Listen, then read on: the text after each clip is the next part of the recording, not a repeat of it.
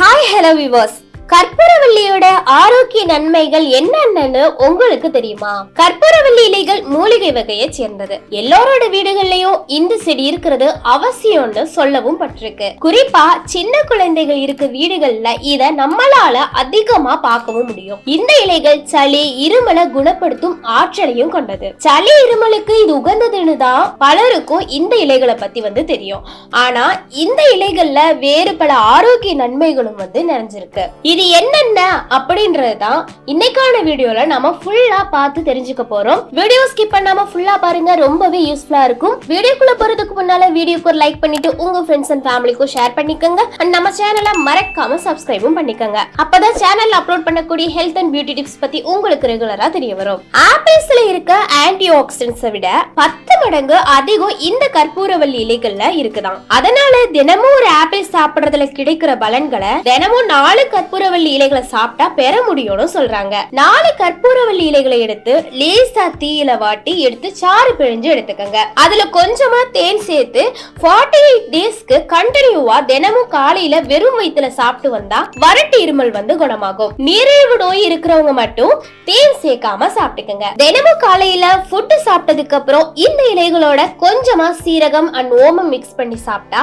பசியின்மை, வாயு தொல்லை, வயிறு உப்பசம் மாதிரி தொல்லைகள் நீங்கும்.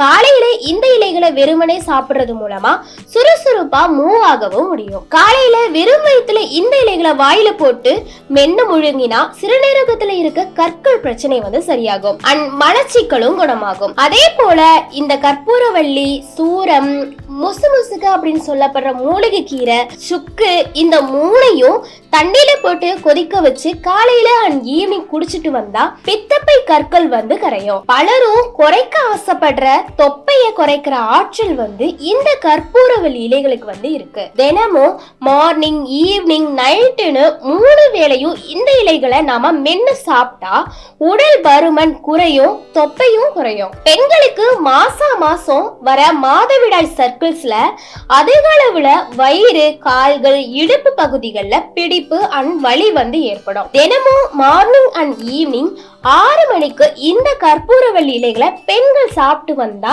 இந்த வலியிலிருந்து ரிலீவும் கிடைக்கும். நைட்ல நாம தூங்க போறதுக்கு முன்னால கற்பூரவல்லி இலைகளை மென்னு முழுங்கி கொஞ்சமா சுடுதண்ணி குடிச்சா வாயு தொல்லை நீங்கும். அது மட்டும் இல்லாம இந்த கற்பூரவல்லி செடிகளை நம்ம வீட்டோட வாசல்ல வைக்கும் நிலையில ஒரு நல்ல ஒரு வாசனை இருக்கும். நம்ம வாழ்க்கையோட எதிர்மறை சக்திகள் நீங்கும் அப்படின்னு நம்பப்படுது. இந்த மாதிரி இன்ஃபர்மேட்டிவான விஷயங்களை பத்தி தெரிஞ்சுக்கணும்னா வாய்ஸ் ஆஃப் அபர்ணாவை மறக்காம சப்ஸ்கிரைபும் பண்ணிக்கங்க.